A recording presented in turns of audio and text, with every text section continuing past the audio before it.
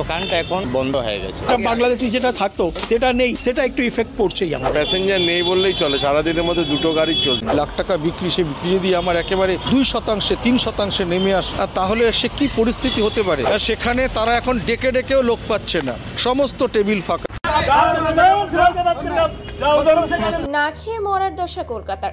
বাংলাদেশিদের ছাড়া বাঁচতে পারছে না ভারত। যারা বাংলাদেশিদের প্রয়োজন নেই বলে ভাবতো, আজ তারাই বিপদে পড়েছে। বাংলাদেশিরা ছাড়া কলকাতার ব্যবসা ধ্বংসের মুখে। একসময় যারা ভাবতো বাংলাদেশিদের দরকার নেই, আজ তারাই হাত পেতে বসে আছে।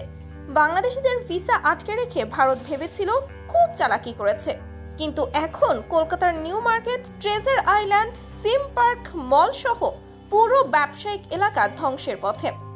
কলকাতার বাজারে এখন হাহাকার চলছে। দোকানদাররা বেকার হয়ে বসে আছে, খদ্দের নেই, বিক্রি নেই, ব্যবসা নেই। কেউ কেউ দোকান বন্ধের চিন্তা করছে। একসময় যেখানে বাংলাদেশি ক্রেতাদের উপচে পড়া ভিড় থাকতো, আজ তা হাহাকার করছে। ভারতীয় গণমাধ্যম পর্যন্ত স্বীকার করে নিয়েছে যে কলকাতার ব্যবসার 50 থেকে 55% নির্ভর করত বাংলাদেশিদের ওপর। আর এখন সেই বাংলাদেশিরা নেই।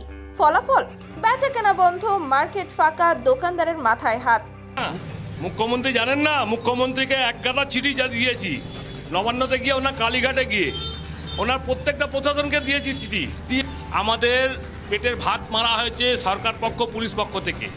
এক ব্যবসায়ী হতাশ হয়ে বলছেন, সারাদিন দোকান খুলে বসে থাকি, কেউ আসে না, ব্যবসা আর চলবে না, না খেয়ে মরতে হবে।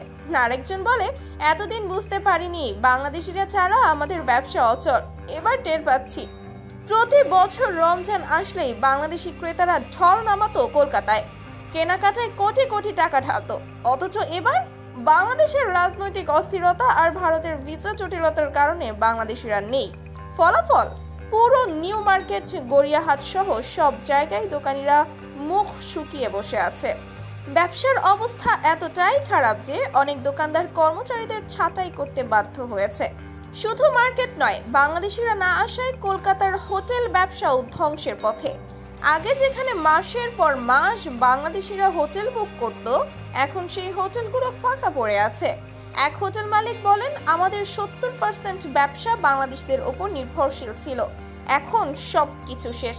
রেস্টুরেন্ট ব্যবসায়ীরাও চিৎকার করছে, আগে প্রতিদিন 200 থেকে 300 বাংলাদেশি খেতে আসতো, এখন হাতে গোনা কয়েকজন।